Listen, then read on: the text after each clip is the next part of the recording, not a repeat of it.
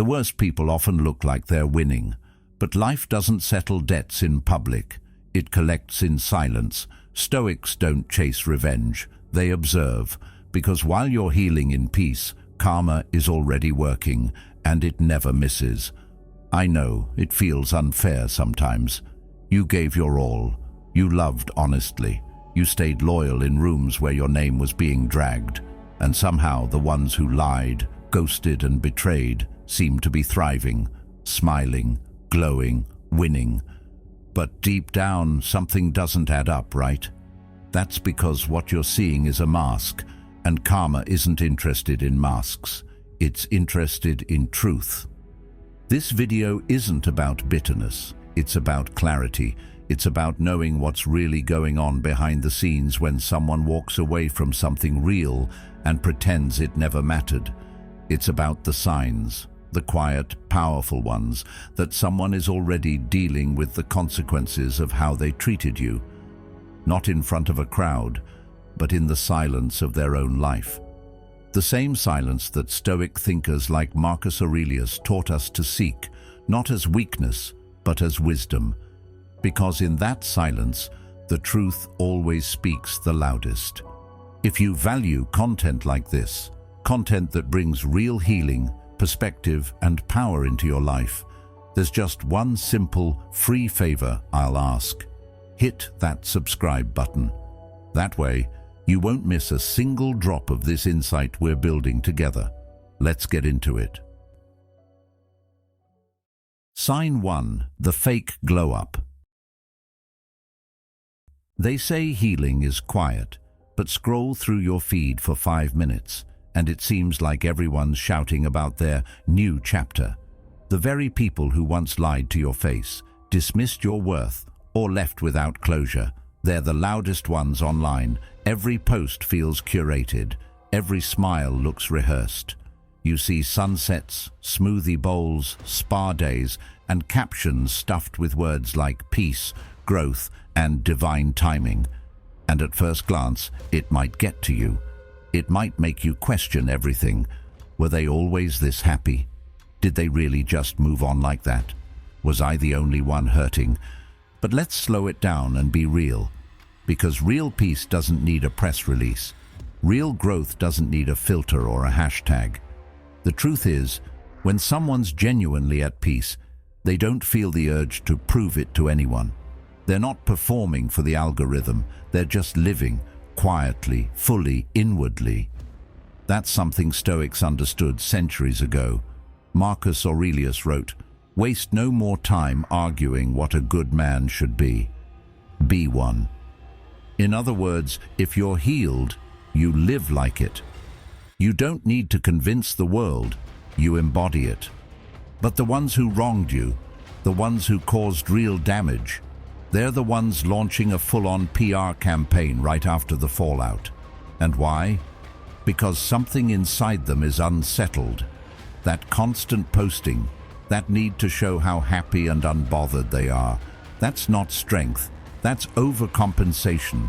It's a subconscious way of saying, look at me, I'm okay, I didn't lose anything important. But they did, and deep down, they know it. This is where your power comes in. Don't let their performance pull you off center.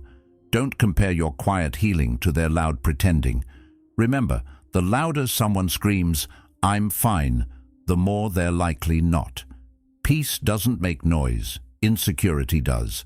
And the moment you start chasing their highlight reel, you lose your grounding. Carl Jung once said, "Shame is a soul-eating emotion." And many people, especially those who cause harm and walk away from it, carry shame, whether they acknowledge it or not. That shame drives them to project an image that says, "I'm above it."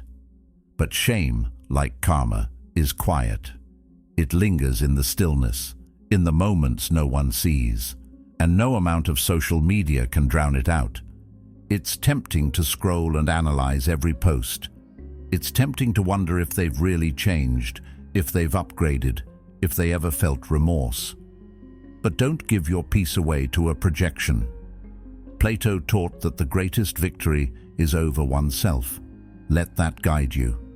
Your silence, your discipline, your ability to stay focused on your own lane, that is your strength.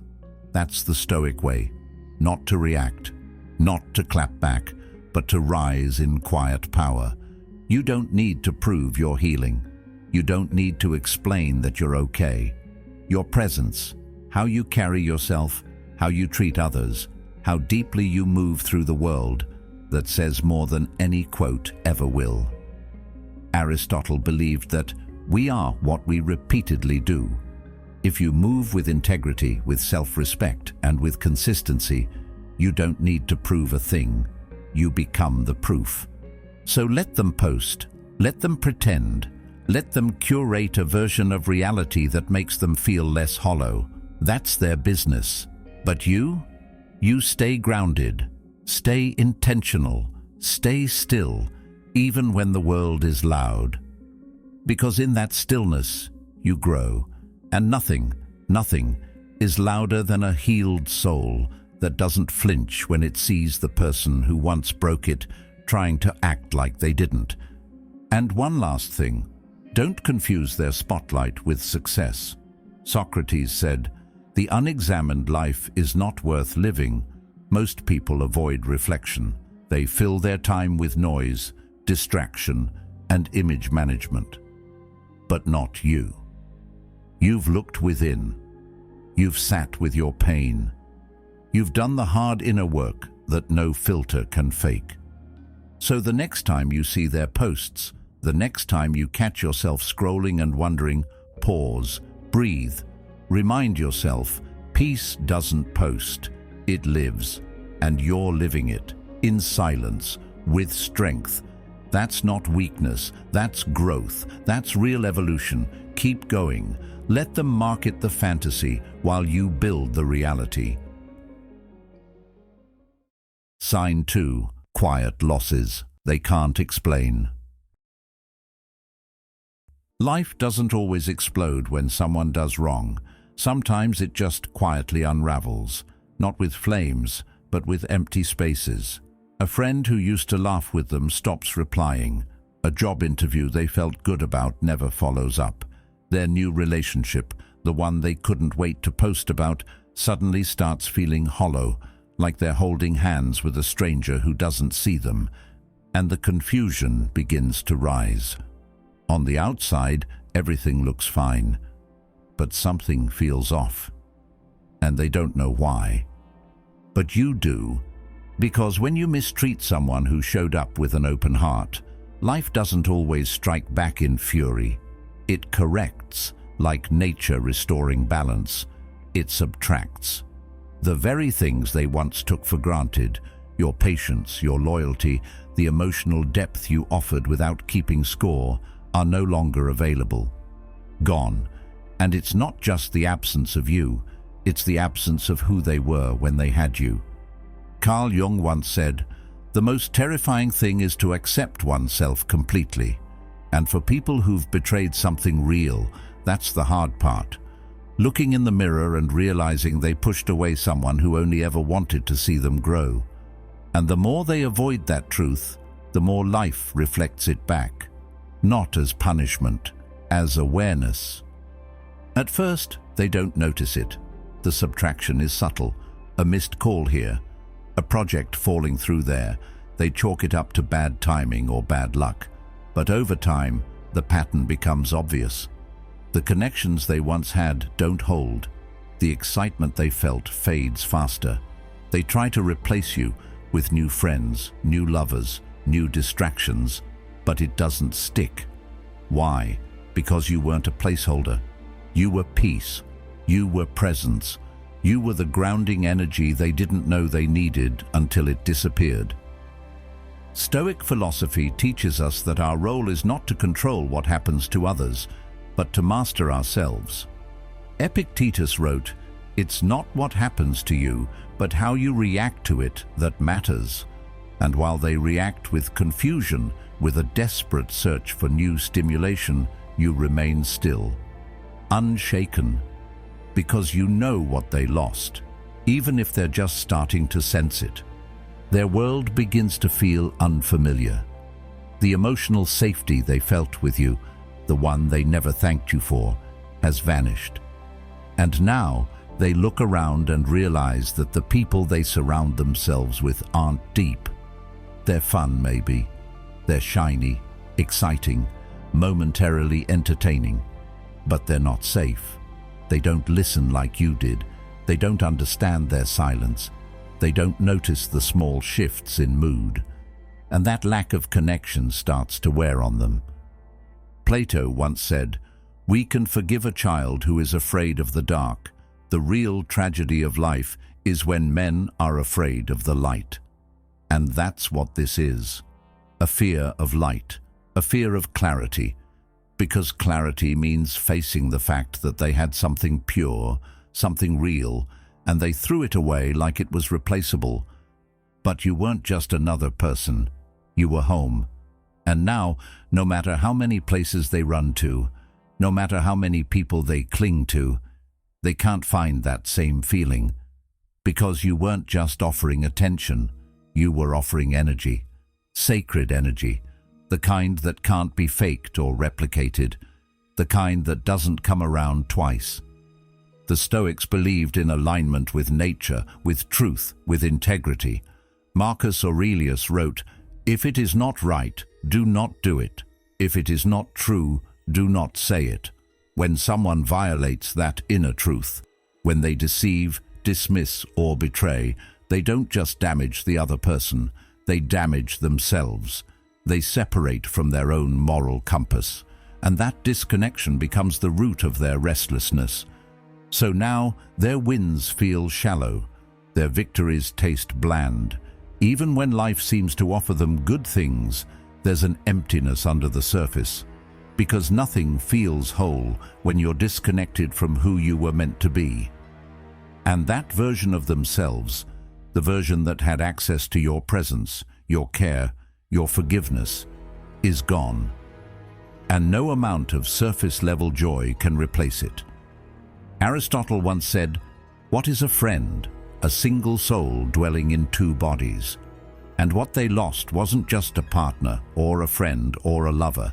It was that soul connection, that space where they were seen without performance, heard without interruption, loved without condition.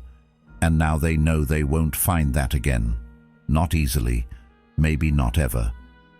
That's karma, not as a lightning bolt, but as a quiet erosion, a slow fade of things they thought would always be there. You didn't slam the door, you just stopped opening it. And while they may not say it out loud, while they may keep pretending they're fine, the truth sits with them every night, in the silence, in the missed texts, in the moments when they realize the people around them only know the version of them that's still pretending. Let that be your peace. You don't have to fight. You don't have to argue. You don't have to post about it. You just have to stay grounded. Let life do what life does. It always circles back. And when it does, it's not there to punish. It's there to reveal. And this time, it's showing them everything they lost and everything they could have had if they'd only known how to treat it. Sign 3. You live in their mind, rent-free. Some truths don't need to be shouted to be heard. They echo quietly, in actions, in patterns, in the things people don't say but desperately want you to notice. You've seen it. The person who once disrespected your boundaries, played with your emotions, or walked away like you didn't matter. Now they're suddenly philosophical on social media, quoting betrayal, preaching about fake friends and protecting energy. They're sprinkling their feed with indirect shots that somehow always circle back to your story, even if they pretend it's not about you. No tags, no names. But you feel it. That's not growth. That's guilt dressed in metaphor. It's a conscience trying to process what it's not ready to admit.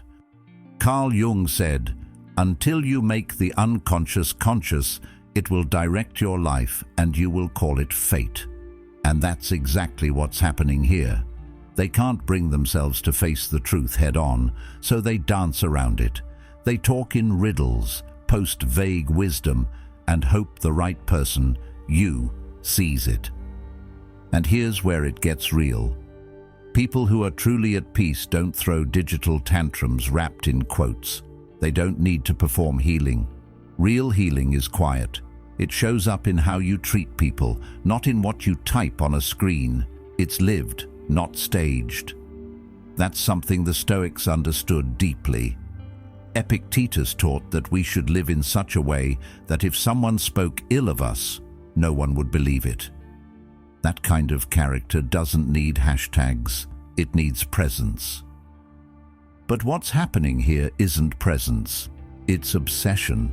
They're still tangled up in the story, but now you've stopped playing your part. That's why they're circling around you with these messages that scream your name without ever saying it, because you've become a symbol in their mind, not just a person they hurt, but a reflection of who they were when they had you and what they lost when they didn't value you. Plato believed that the soul remembers what the ego tries to forget, and what they're trying to forget, what they keep pushing into passive-aggressive captions, is the regret. They may not admit it, but their energy tells the truth. Their words never will. Meanwhile, you've gone quiet. You've let go. And that silence, it's loud. It's unsettling to someone who expected chaos.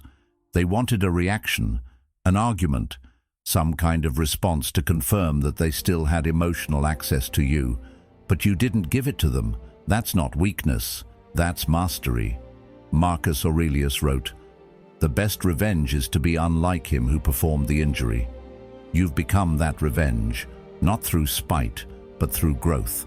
By becoming the kind of person who doesn't chase closure, who doesn't clarify lies, who doesn't shrink just because someone else can't handle the truth.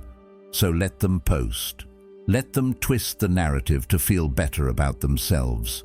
Let them write poetry they hope you'll decode, because all it does is prove they're still living in the past while you've moved forward. You don't need to prove anything, not to them, not to anyone. Aristotle once said, "Character may almost be called the most effective means of persuasion." And your character, how you carry yourself without bitterness, how you stay composed without clapping back, that speaks volumes, more than any post ever could. And this is where your real peace kicks in, not just in knowing you're free of their drama, but in knowing you didn't lose anything by walking away. They lost you. They lost access to someone who actually cared, and now they're left trying to write you back into their story through cryptic messages and half-healed quotes. But that's not your story anymore.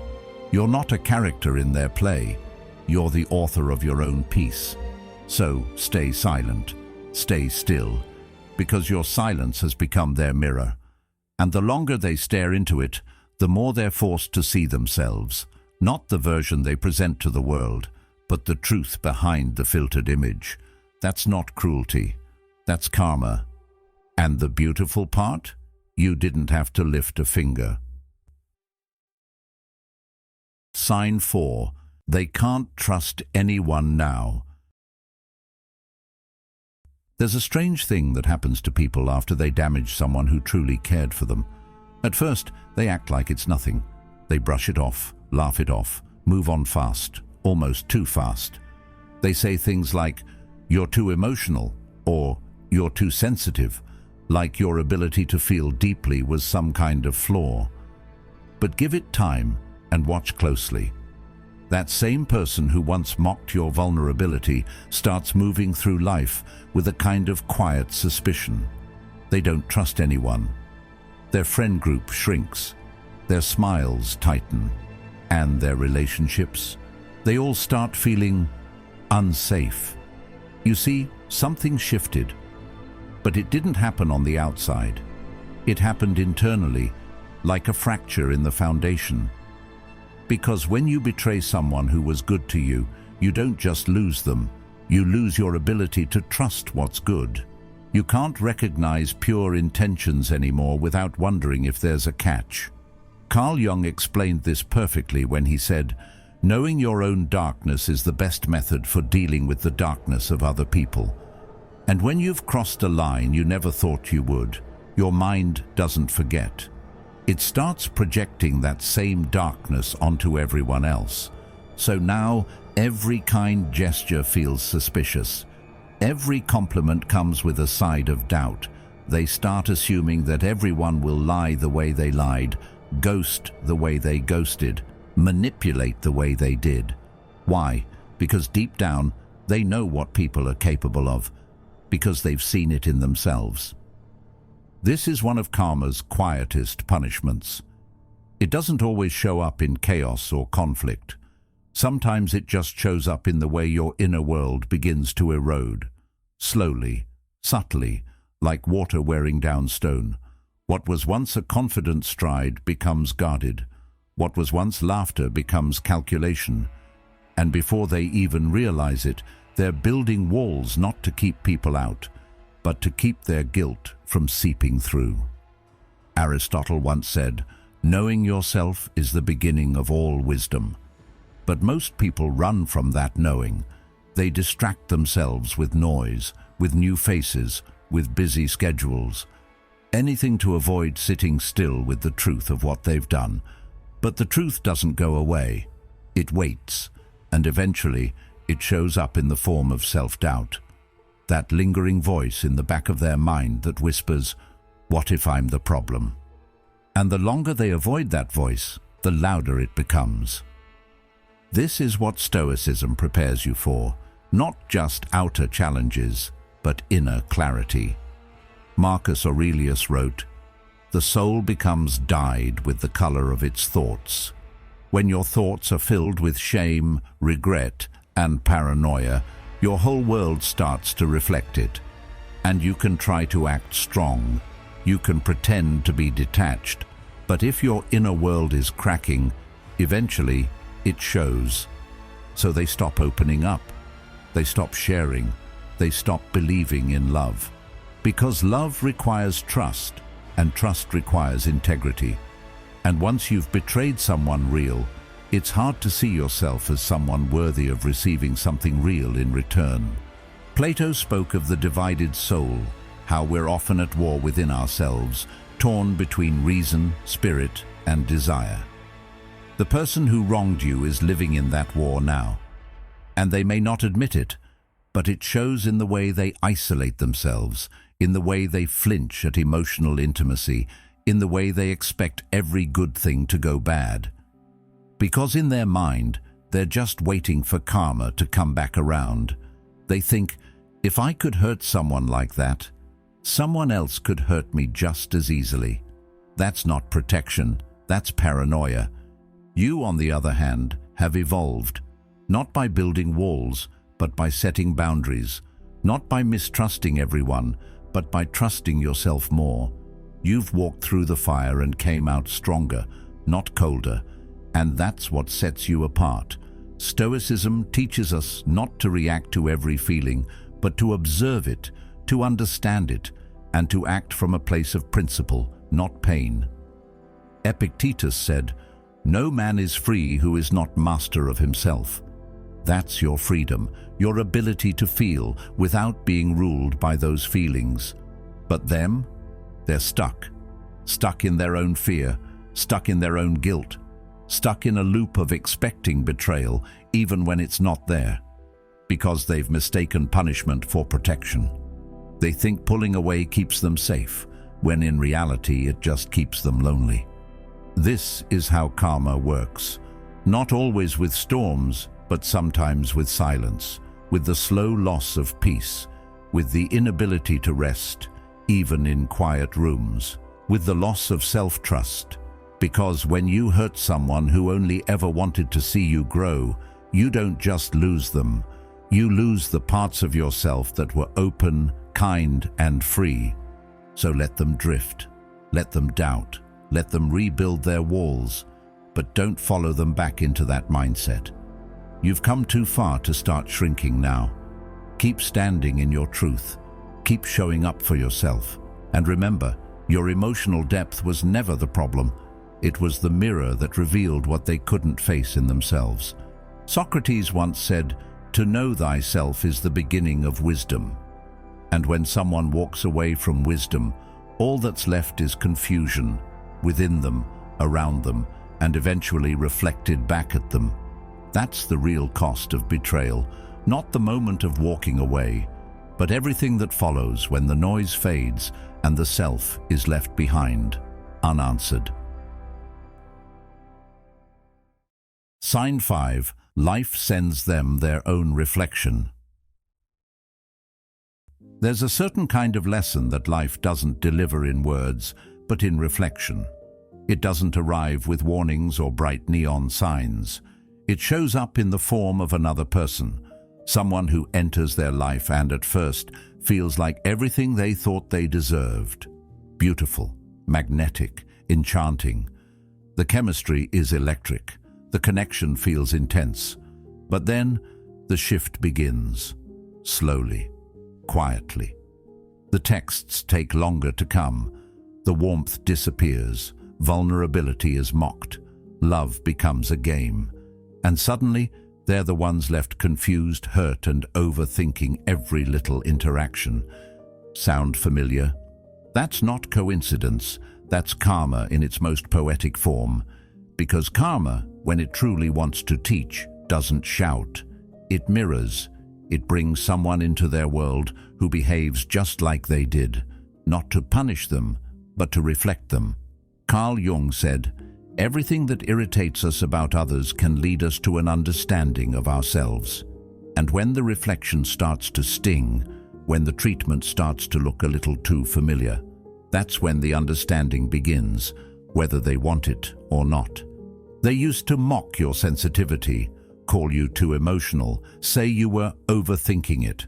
Now they're the ones lying awake at night wondering if they said too much, if they cared too soon, if they're being too intense.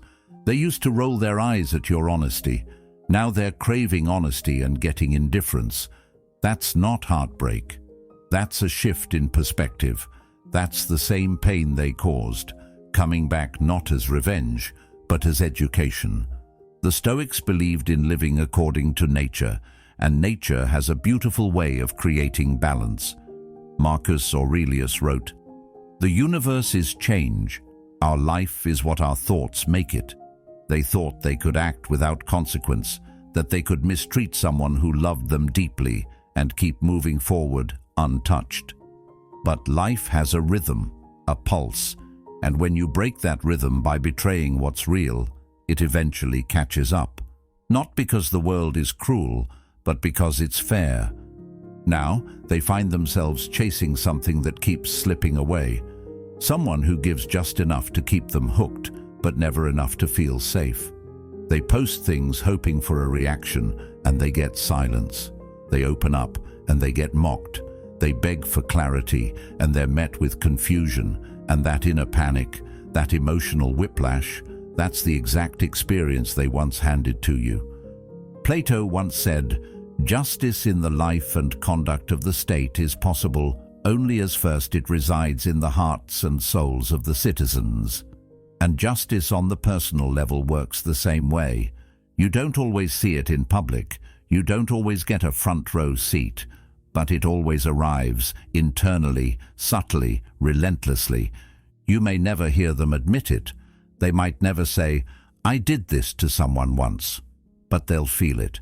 Every time they overthink that unanswered message, every time they question their worth, every time they cry over someone who doesn't care the way they once didn't care, that realization doesn't need words.